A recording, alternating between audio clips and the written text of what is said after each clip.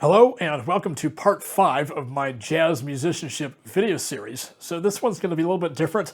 I'm going to talk personally about my own background as a musician and hopefully give you some insight and some inspiration in terms of how you can get started and become a successful performer.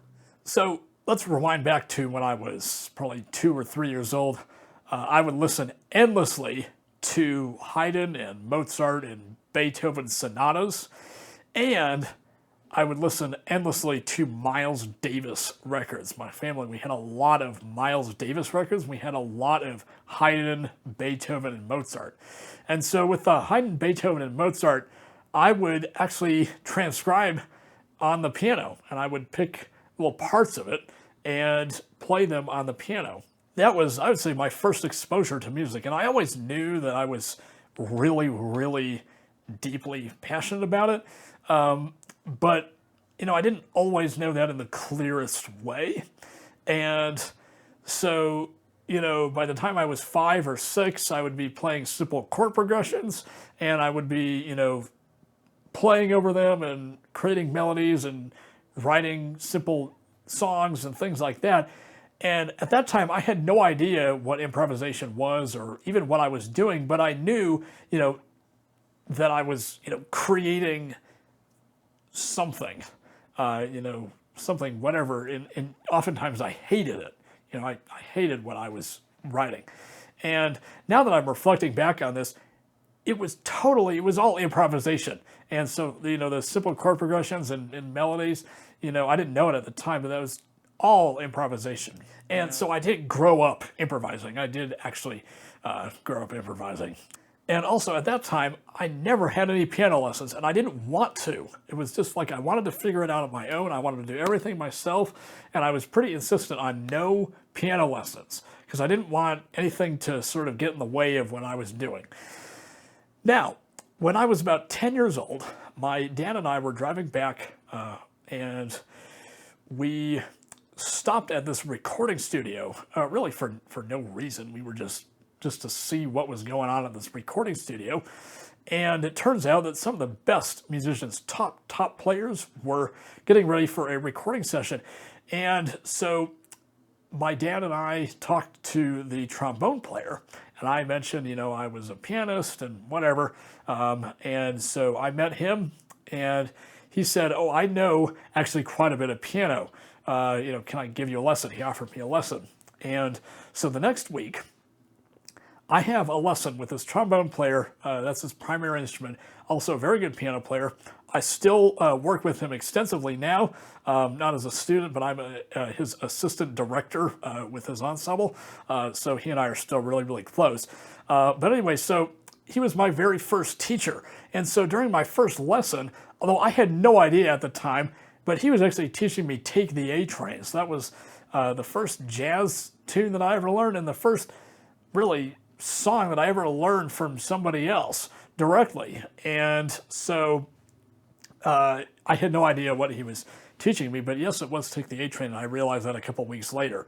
So, I would go home and I would practice the progressions. He taught me how to do walking bass, and I picked that up really quickly. And so like Dave McKenna kind of walking bass in the left hand. And so I had all these tools. And he and I kept working on stuff. He and I, he kept teaching me tunes. He kept showing me all the, sort of in the jazz canon, so to speak, like Giant Steps and, There Is No Greater Love and, all that stuff. And I just soaked it all in. I always practiced. And I would practice for probably an hour a day, if not more. And and I would come in and he would show me more stuff, and then I would go home and practice it that week. Now, he started, probably about a year after I started studying with him, he started this youth ensemble in town, and this is actually the one, it's greatly expanded. Actually, I think there are about 5 or 6 different ensembles now within this, that I'm their assistant director in one of them, and now I'm their director. I'm conducting in a couple of the other ones, and so this program's gotten really, really big. And so at that point, it was just, I think, 3 students. It was me and 2 other people who were actually a lot older than me. They were all high schoolers, and I was just, maybe a middle schooler. I think I had just gone into 6th grade at that point. And so that was, he had started up this ensemble, and we would just play. And that's all we did. We would play and learn tunes, and I would practice them on my own, outside of class. And then he would, it was every week for 3 hours, and we would have these rehearsals, and we would have, some performances here and there, but it was mostly just learning. It was all learning. And so he was really, really great in developing that. Now, he also introduced me to one of the best jazz singers in town. And so this was when I was about 11, I think a year into my study with him. And so this jazz singer was like, okay, well, let's play a couple tunes together. What do you know? And so I didn't know that many tunes. That was only 1 year in. And so I played her what I knew, and she sang the melody. She actually did some scanning, some solo over it. And I was walking in the bass line, doing my Dave McKenna inspired left-hand bass. And then she's like, oh, you want to play on this gig? I'm like, sure. I mean, I had no other choice. I was like, yeah. I'll play this gig. I had no idea. And so a couple weeks go by, I show up to this gig, and I have my keyboard, and it's this Yamaha. I mean, I've had probably 20 keyboards over the course of my life. I can't even remember which one. It was a Yamaha of some fashion, and I mean, nothing really that good. I was just a kid, and I didn't even know any of the people who were on this gig. Turns out they were like top players in town. And so I played this gig. The first tune we played was Autumn Leaves. I will never forget that. Autumn Leaves. And she sang the lyrics in French. The original French lyrics. We did it in G minor. So the key that Miles does it in. And so Autumn Leaves, that was the first tune. And she also is a very, very good composer. So she writes a lot of just wonderful tunes, really wonderful tunes. And so we played those. I can't remember what else we did. And then she invites me back the next week, and the next week, and the next week, and the next week. And so we did this weekly gig. And I was just this kid.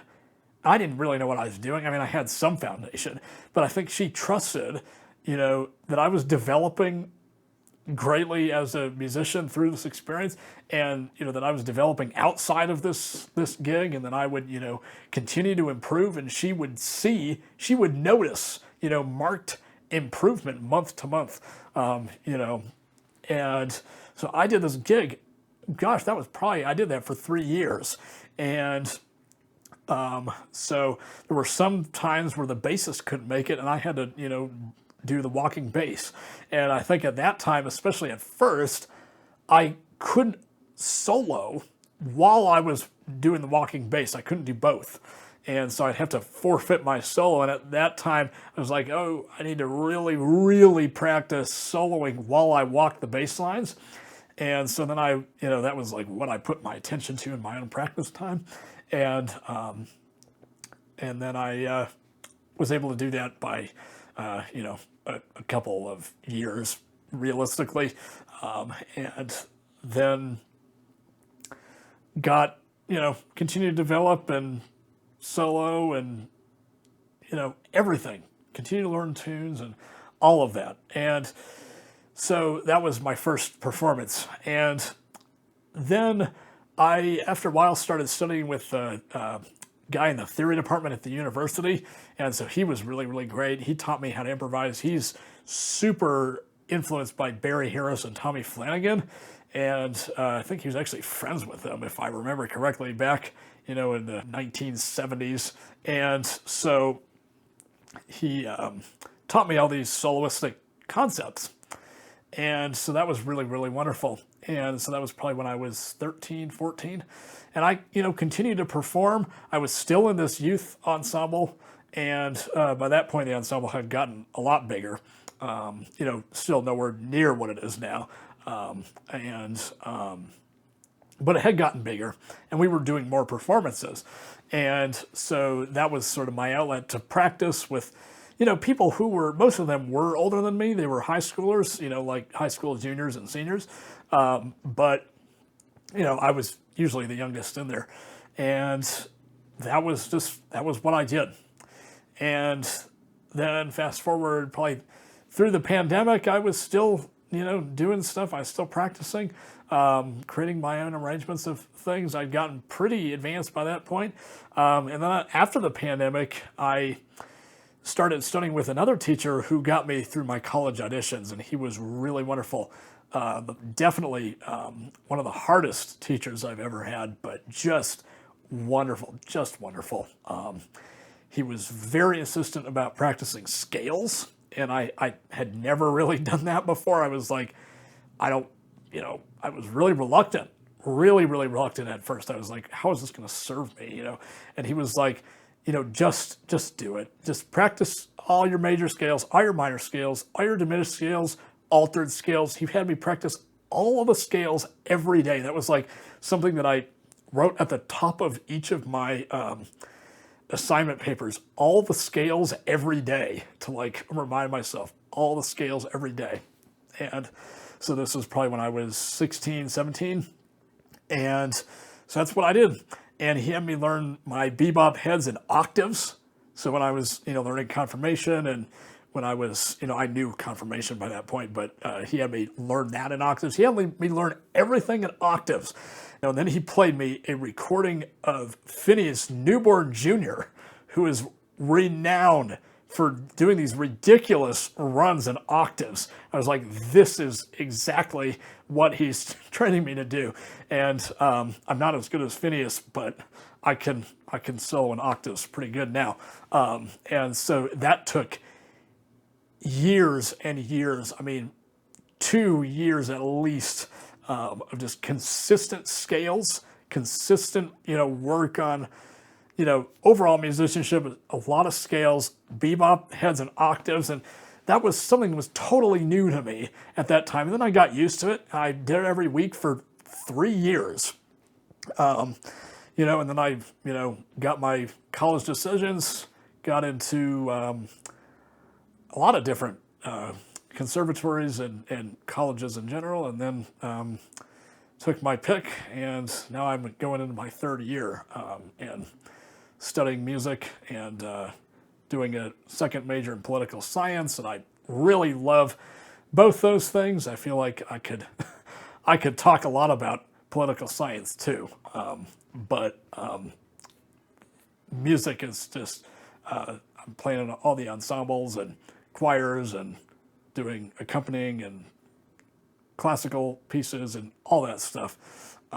And so I think if there's one thing, and you may already realize this, I don't know, but if there's one thing to take away from this, consistency and persistence, really, I think is a better word.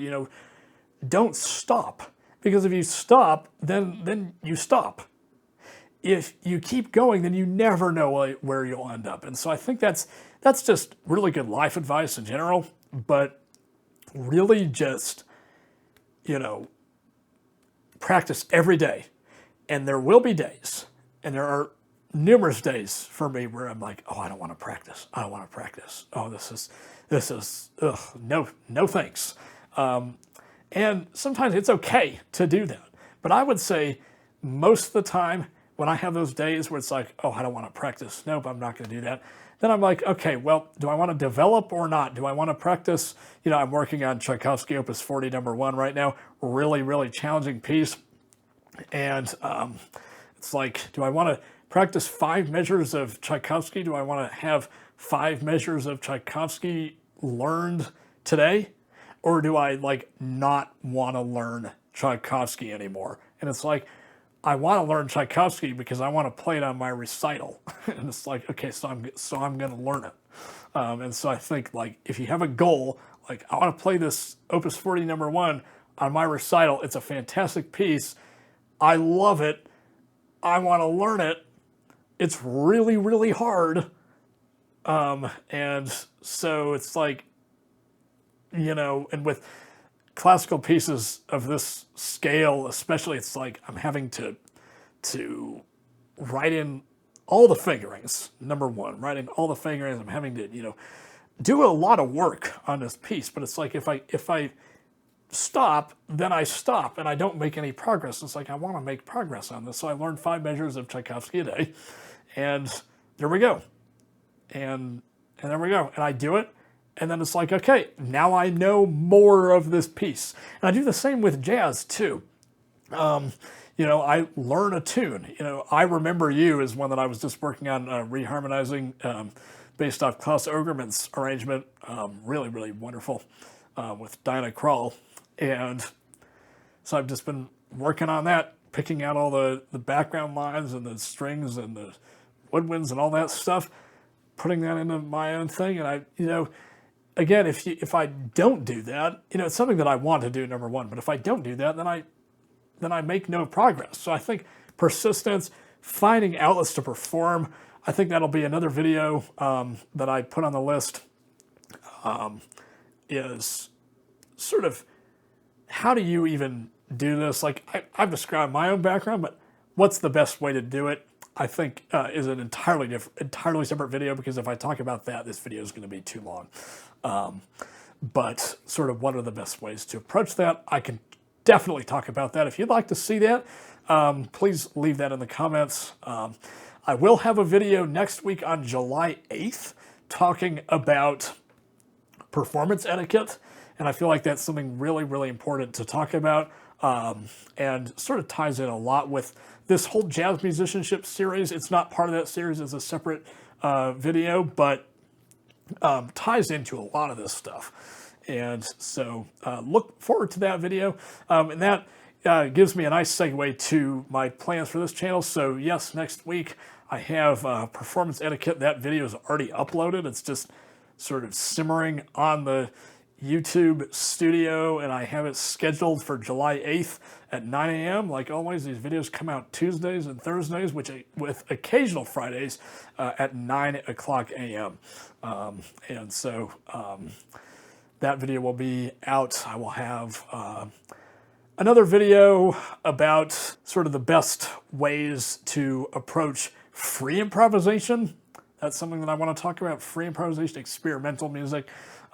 That's really a lot of fun to perform that in that style, and something that I definitely want to talk about.